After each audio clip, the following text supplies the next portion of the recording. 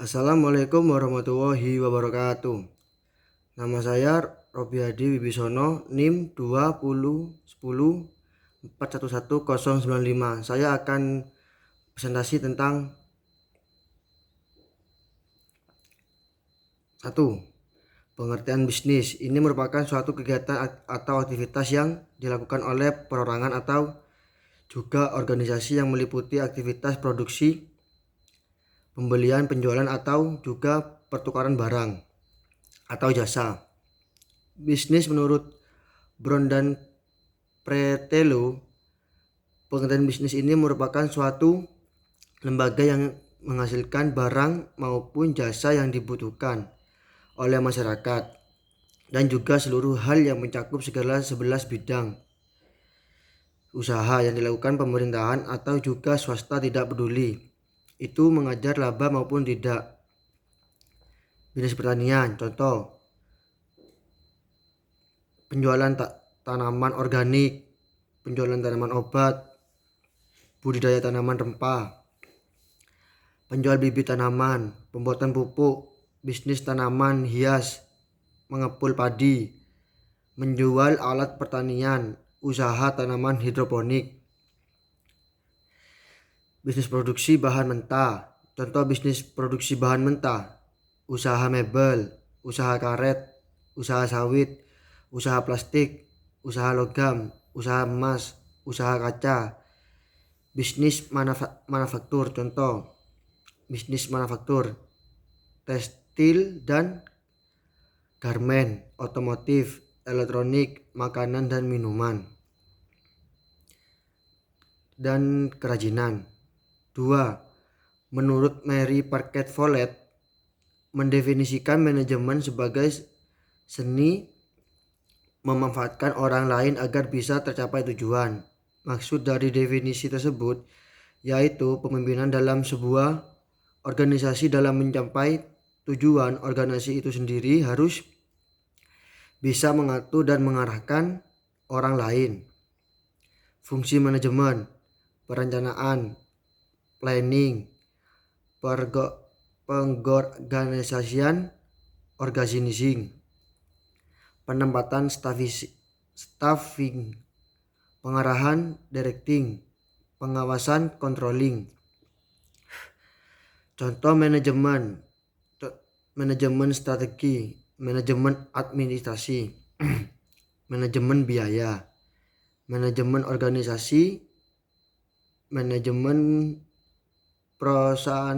personalia dan administrasi.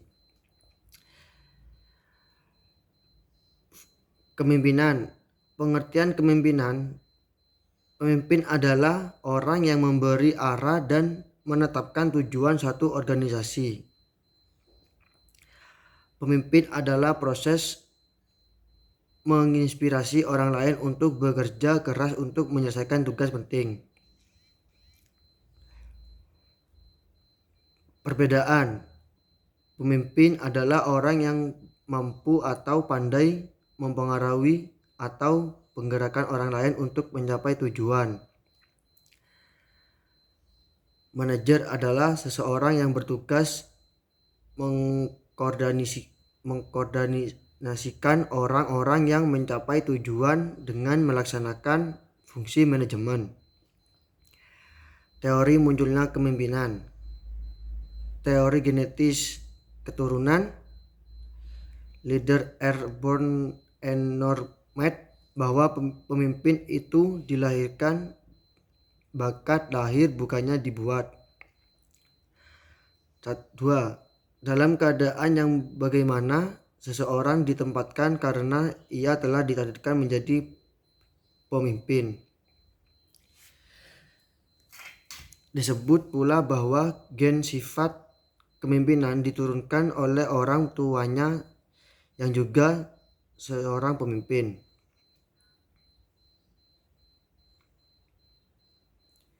Teori munculnya kepemimpinan. Teori sosial, leader are made and not born. Pemimpin itu dibuat atau dididik, bukannya lahir secara kodratih. 3. Para penganut teori ini menentangkan pendapat yang mengatakan bahwa setiap orang bisa menjadi pemimpin apabila diberikan pendidikan dan mencakup pengalamannya. Teori munculnya pemimpinan. Teori ekologis.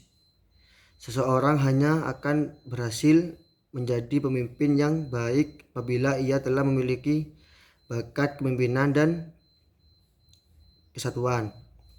Bakat tersebut kemudian dikembangkan melalui pendidikan yang teratur dan pengalaman yang memungkinkan untuk dikembangkan lebih lanjut.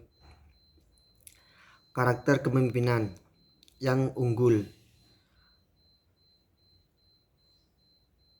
Cousins dan Posner. Tahun 1995 ada 5 praktek mendasarkan kepemimpinan yang memiliki kualitas kepemimpinan unggul, yaitu 1. Pemimpin yang menentang proses. 2. Memberikan inspirasi wawasan bersama. 3. Memungkinkan orang lain dapat bertindak dan berpartisipasi. 4. Mampu menjadi penunjuk jalan dan motivasi bawahan.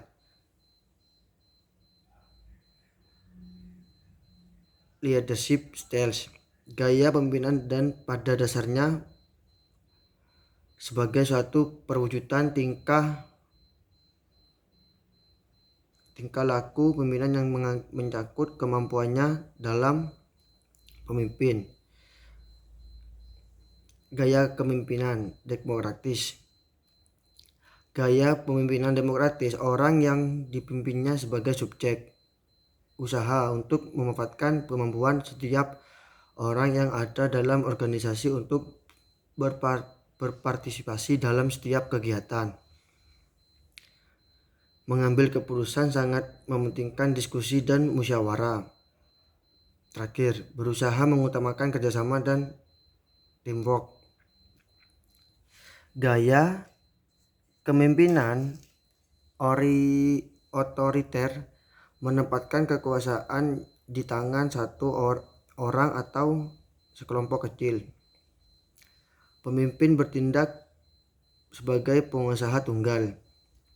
Penduduk bawahan semata-mata sebagai pelaksanaan keputusan perintah dan bahkan kehendakan pemimpin. Gaya kepemimpinan charismatic. Kepemimpinan charismatic